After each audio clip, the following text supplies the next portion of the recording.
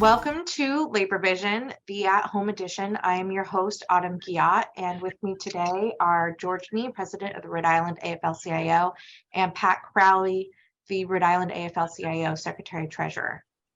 With the new year comes a new legislative session in Rhode Island, and today we're going to talk about labor's priorities for 2023.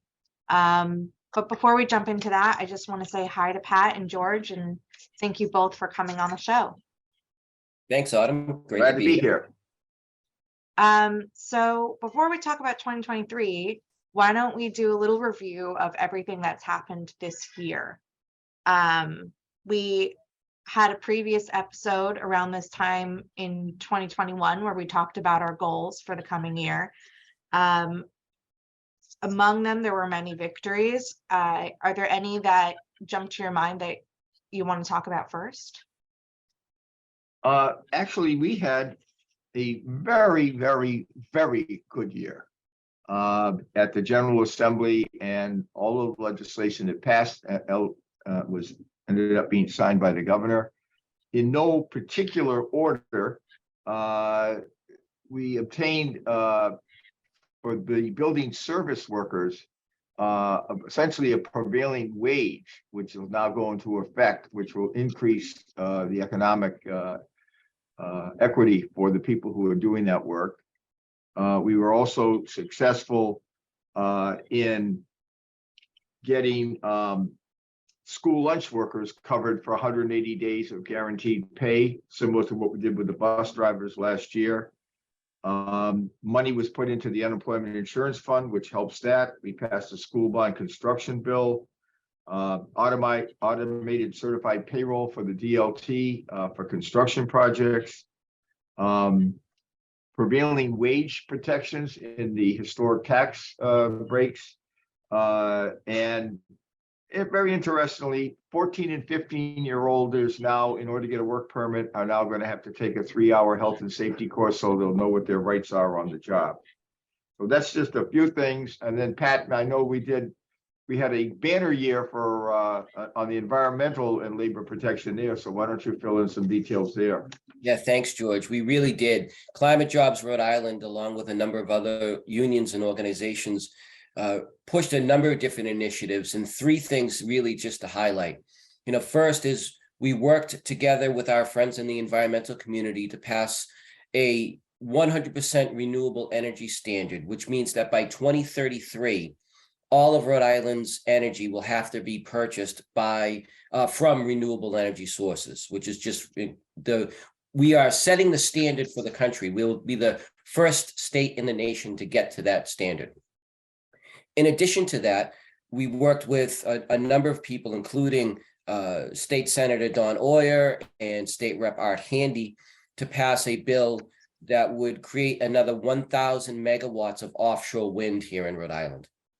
If we are going to meet the goals of the Act on Climate, we're going to have to really increase the amount of renewable energy sources we have in the state.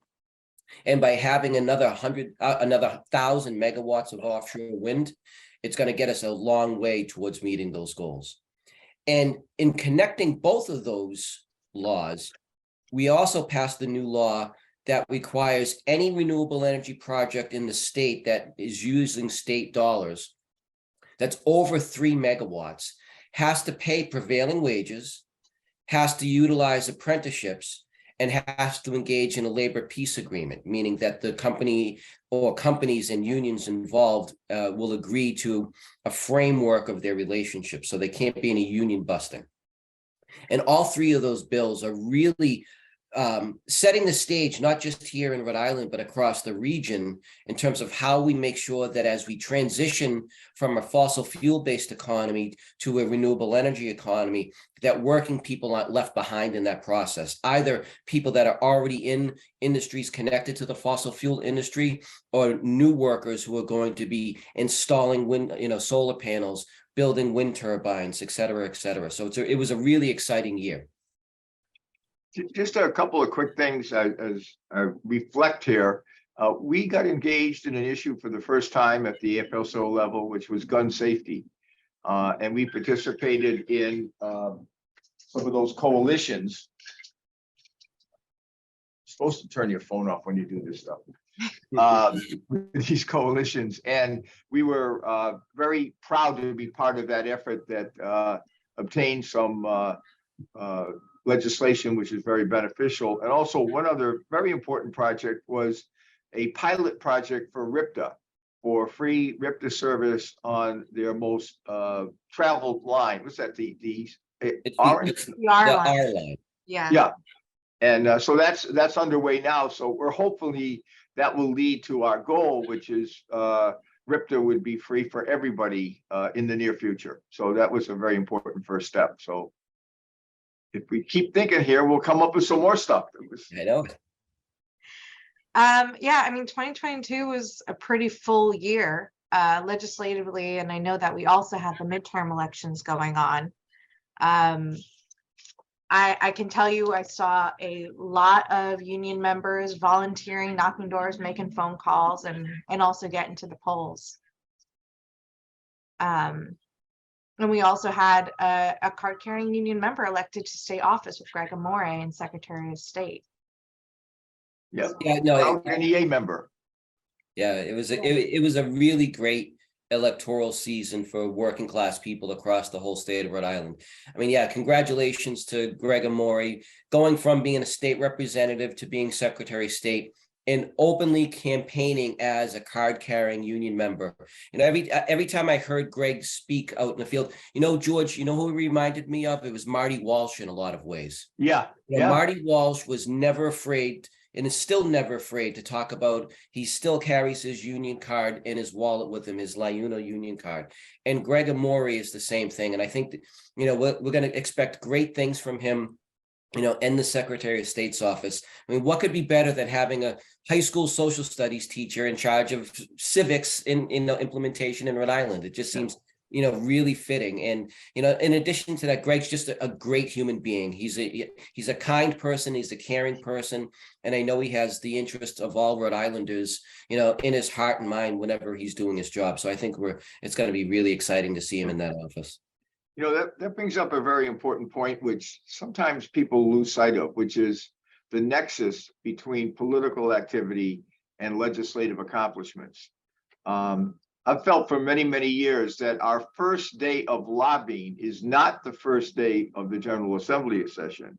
Our first day of lobbying is election day, because what happens on election day in terms of who gets elected or who gets defeated sets the foundation and the stage for what's going to happen in the General Assembly session, both in terms of the quality of the people who get elected, but also in this instance, I believe the respect that the leaders of the General Assembly and the members of the General Assembly have for organized labor, and that we don't just say, oh, this is what you should do, and this is our agenda. You know, we say we're part of the democratic process.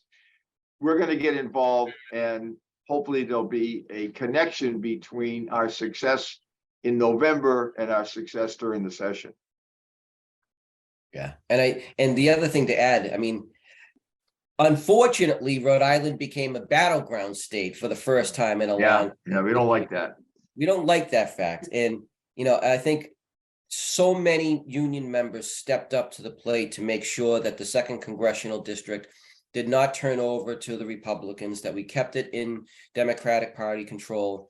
And the work that Seth Magaziner and his campaign team did to hold that seat, you know, was really was incredible to watch, but it was even more incredible to see all the union members across the state, especially in the 2nd Congressional District, work so hard to make sure that we send someone to Washington that's going to represent Rhode Island values and working class and union values, and not just do the bidding of the big oil companies or, you know, the Trump, Kevin McCarthy wing of the Republican Party. So, you know, I'm proud of the work that we did. I know, you know, George and in Autumn, you did a great job making sure that members were really involved in that process. And I think that's what sets the labor movement apart in so many different ways. It's the everyday working person that is informed, educated, and active in making sure that we have the representation we deserve.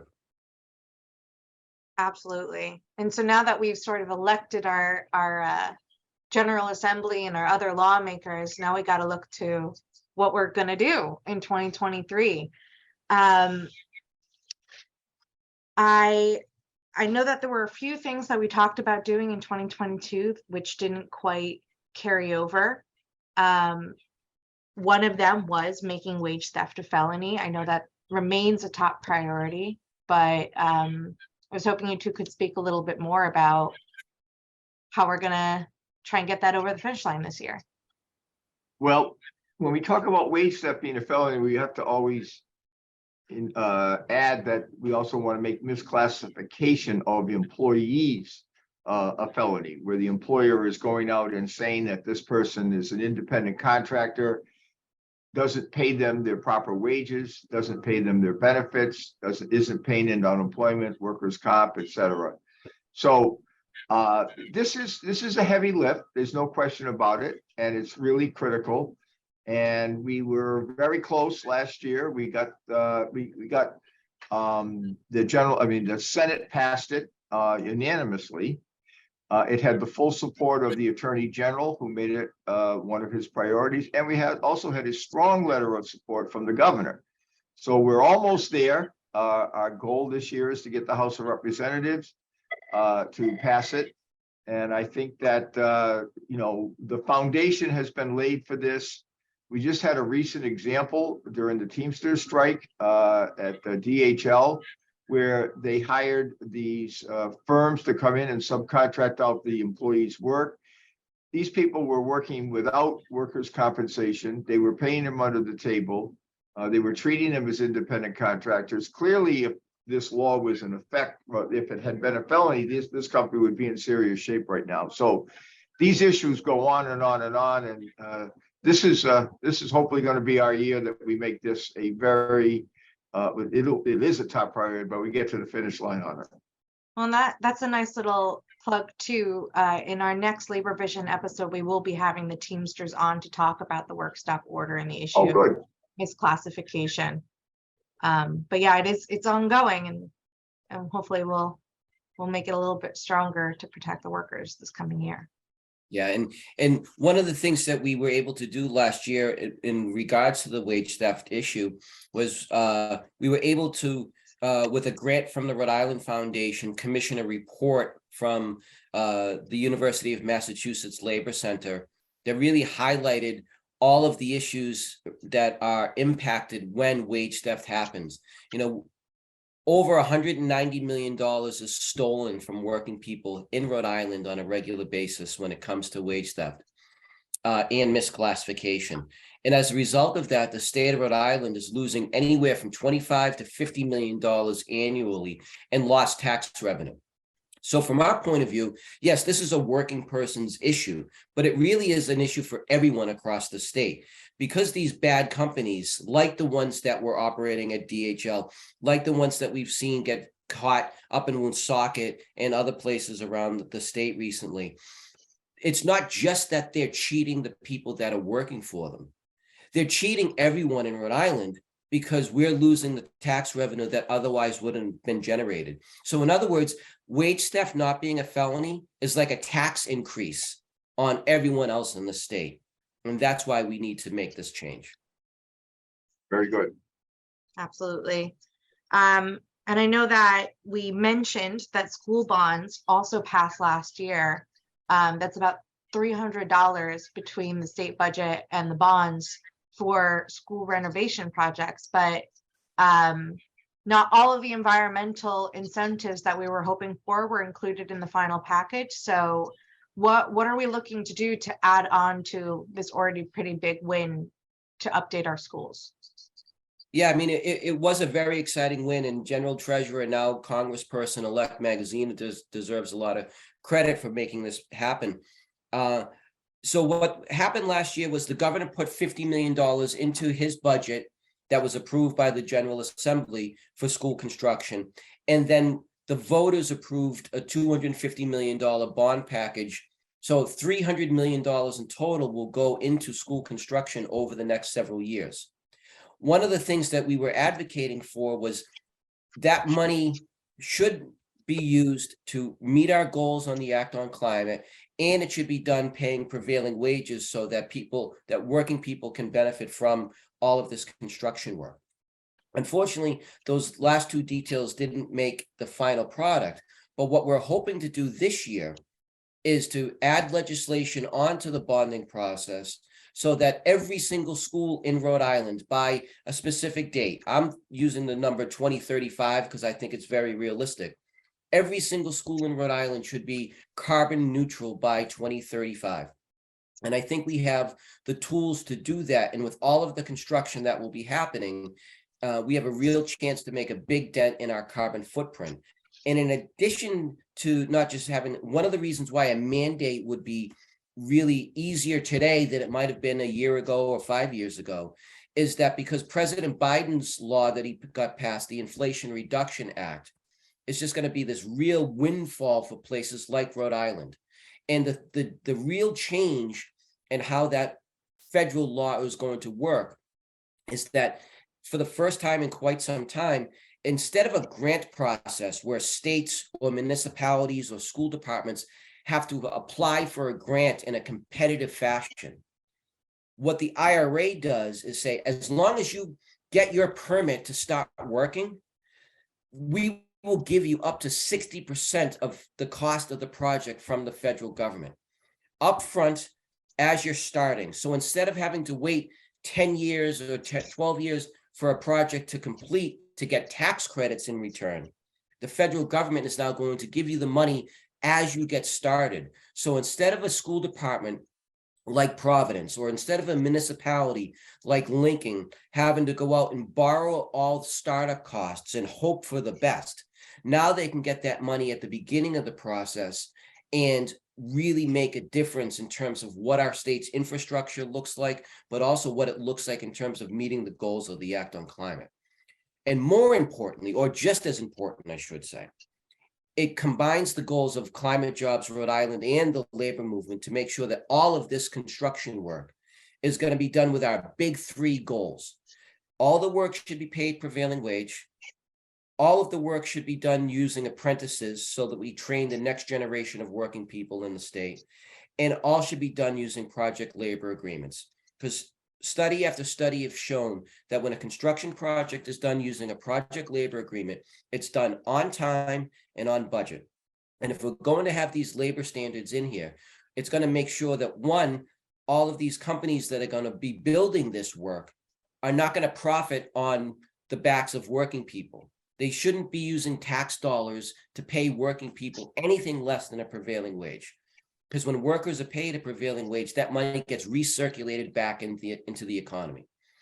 And by utilizing apprentices on every single job, we're going to make sure that the workforce, not only of today, but of the next generation, has a chance to build that working class lifestyle that's important to Rhode Islanders so that they can buy a house, so that they can put their kids through college, so that they can have a decent standard of living. And if we can do this while we're making the economy carbon neutral, if we can do this while we're building 21st century learning environments for all of our students and 21st century working environments for all of our teachers and education support professionals, I mean, it really is this linchpin of how we can turn Rhode Island into an example for the rest of the country.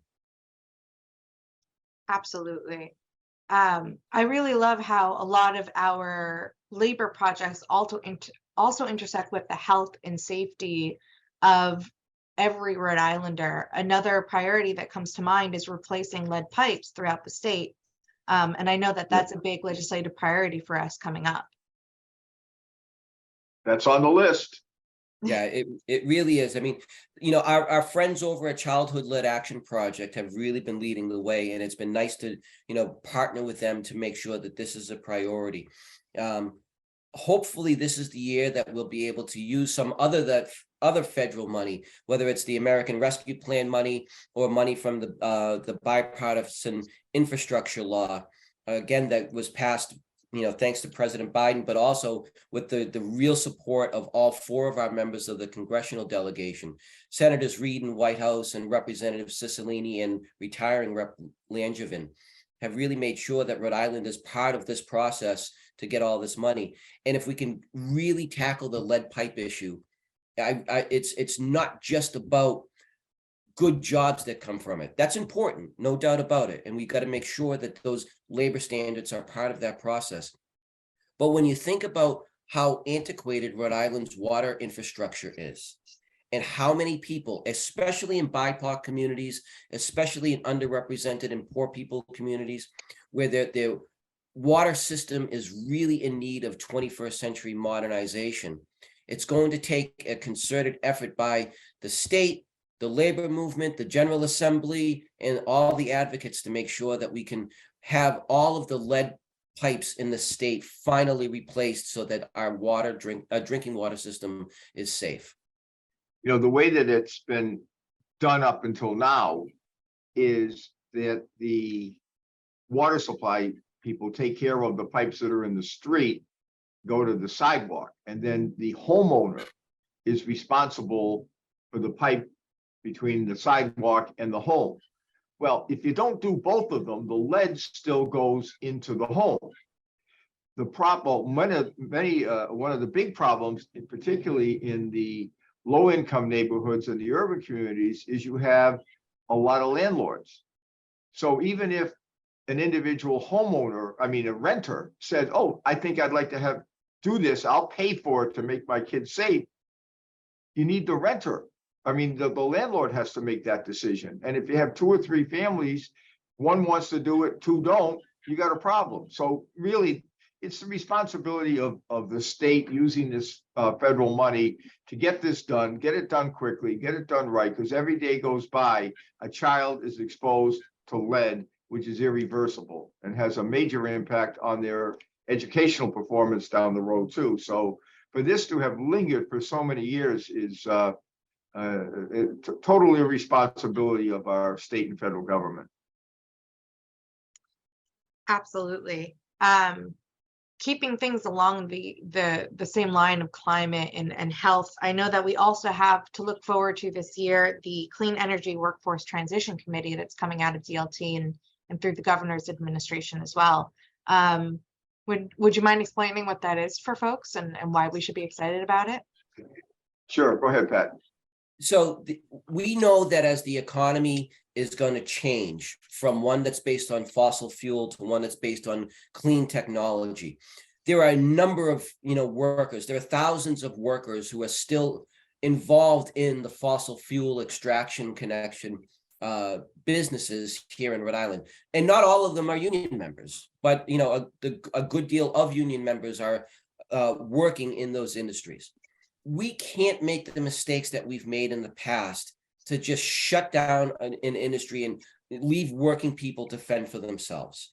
We saw this in Rhode Island as the jewelry industry really, shriveled up and moved out of state. We saw this as the textile industry, even going back almost 100 years ago, shifted from Rhode Island in the Northeast to the South and then to the Central American countries. Those working people were just thrown to the streets and left to try to figure out what their future was going to be on their own. As we make this intentional shift to a carbon-free economy, we need to make sure that working people's voices are part of that process from the beginning, and that we're not left behind like we have been left behind by the bosses in other industries. And I think it's a testament to the leadership of all of the unions and environmental groups that are part of Climate Jobs Rhode Island, including the AFL-CIO, including the Rhode Island Building Trades, including groups like this, the Audubon Society, and the Nature Conservancy, and many others, to take a proactive step in making sure workers are protected. So what the Department of Labor and Training has been working with us on and is set to announce in the very near future is that as part of the governor's workforce board, there will be a just transition committee that will have a wide range of representation, people from the labor movement, people from industry, people from higher education, people from state and local governments, but also with representation from frontline communities to make sure that BIPOC populations, especially Indigenous people here in Rhode Island, have a seat at the table so that we can collectively map out what this transition looks like so that people aren't left behind, and that we can get the benefits of a clean economy into the hands of working people, into the hands of poor and working class people, whether they're union or not, so that we're driving the conversation and not the profiteers and the banks and the investment class. Absolutely. So a couple of other things I'm looking at here going forward. Why don't we talk a little bit about the issue of the data breach and the update on that? Yeah, so as folks probably remember, it was back about, well, it was about a year ago now at this stage, where it was publicly announced that tens of thousands of state employees had their personal information hacked out of some computers at RIPTA. And while that investigation into who did that illegal act is still ongoing, one of the things that the public sector unions in Rhode Island, including with the support of the AFL-CIO, had introduced was legislation to make sure that working people have their personal information protected in a much more vigorous way and much more robust protections.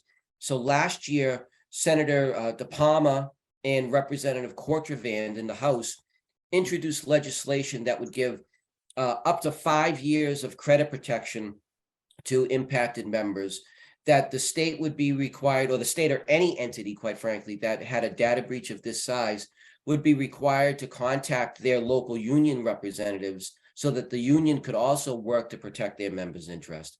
And more importantly, it would extend these protections to working people's dependents. Because one of the things that we found is that it wasn't just a state worker who had their data stolen. It could be her husband, it could be their son or their daughter. And a lot of these folks, especially the children of state workers who are, not yet 18 years old, what the concern was is that as they begin their grown-up lives, and their credit worthiness is already dinged by something that didn't happen to them. So it was a really important law. It passed in the Senate. It did not pass in the House of Representatives for a lot of different reasons. But so we're hoping to have both of those bills reintroduced this year so that we can make sure that working people aren't subject to, this predatory hacking that goes on. Speaking of protections for workers and their families, we are also looking at TCI and TDI. I believe that on January 1st, it will be expanded to 6 weeks for temporary care insurance. But that's no reason to stop advocating for more. Can you tell us a little bit about some of the new expansion that we're hoping for with that?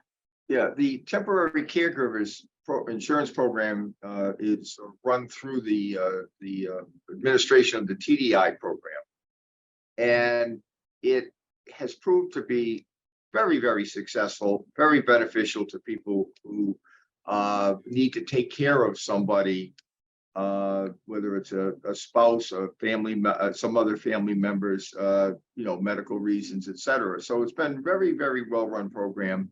It started off at 4 weeks. A couple of years ago, we were successful in pushing it to get to, which will now be 6 weeks this January. We think that it really should be up to at least 10 weeks, possibly 12 weeks for families, and also the dependency benefits, which is right now, I think it's about $12 a week per dependent, which should also be increased so that the lower income individuals that are in this program have a little bit more disposable income when they're in this program. So it's very well run. Our proposal has been vetted by the Department of Labor and Training, TDI. It wouldn't increase the costs. The TDI program is pretty solvent. So this year we're going to put another push on for that, and hopefully we'll be successful. Another workers' right issue that has fallen over time through the cracks is protecting or extending the minimum wage law to domestic workers. Interestingly, domestic workers farm workers and hospital workers were initially excluded from the National Labor Relations Act and from the Fair Labor Standards Act when they were passed, primarily, or not primarily, due to racism. In order for President Roosevelt, to get the votes of the Southern Democrats, too many of those workers were of color, and they didn't want to extend those economic benefits to them. And we're still, that passed in 1935. We're in 2022. Those workers are still excluded from a lot of those protections. So in Rhode Island, we think it's about 800 to 1,000 workers that fit into that category. And there is absolutely no reason in this day and age for them to be excluded. So we're going to keep pushing on that again this year. Yeah, there are a lot of little things that fall through the cracks as far as worker protections go. Another that comes to mind is that in Rhode Island, especially after the Dobbs decision, Rhode Island's reproductive rights were reevaluated and were pretty strong, like especially compared to the South and in other parts of the country. But there's one little missing piece, which the Equality and Abortion Care Act would fix, which is that folks that are on Medicaid and folks that are state and public employees are excluded from using their health insurance to cover abortion care costs. I believe, and Pat and George, feel free to double check that for me, but it's about 18,000 workers that have this one piece missing from their health insurance. And that also extends to their families. So you could probably double that number as far as overall people affected.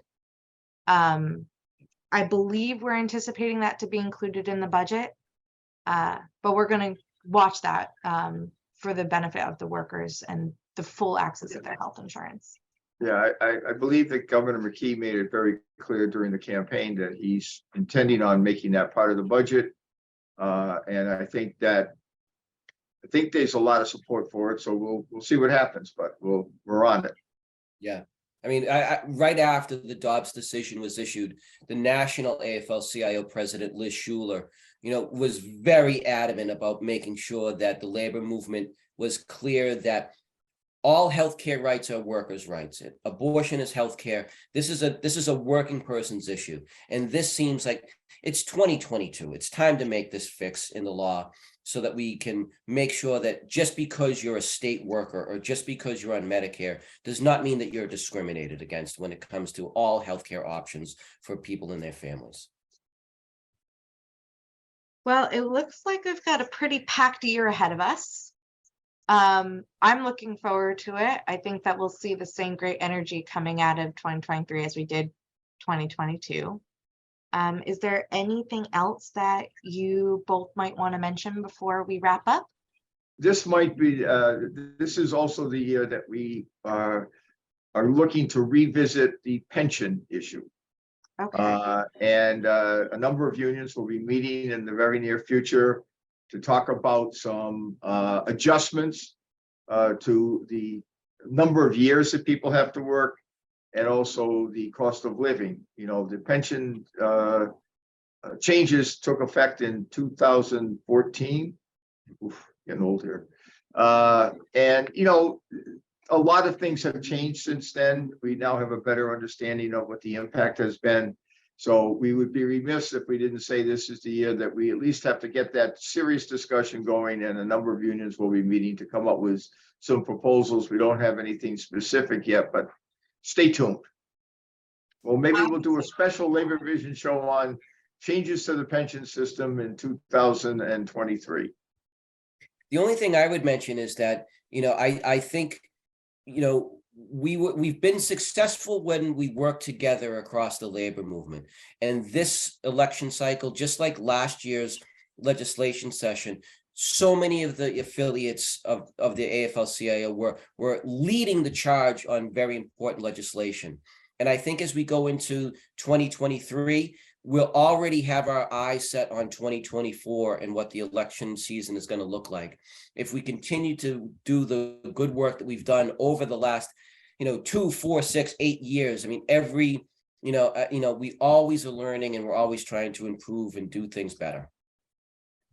This, my final thought is that the Rhode Island AFL-CIO and the labor movement looks at itself as the people's lobby. And what I mean by that is that when we fight for the issues that we, have advocated or that we put on the table, sure, they benefit union members, but they also benefit all working people, whether it's workers' compensation, unemployment insurance, the TCI program, domestic workers, the environmental protections, the healthcare rights.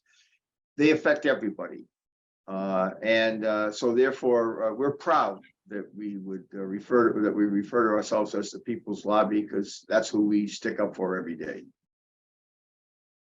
Well, I think that's a great note to end on. Thank you both so much for coming on to the show. You never have to miss a segment of Labor Vision. Follow us on social media. You can subscribe to us on YouTube. That's Labor Vision TV 1. And you can always find us at our website, laborvisionri.org. In the show notes, I will include links to the wage theft report that was mentioned in the show and any other information about what we're looking forward to in 2023. Thanks again, George. Thanks again, Pat. Thank you, Autumn. Thank you for joining us for this edition of Labor Vision. We appreciate your input and encourage your comments.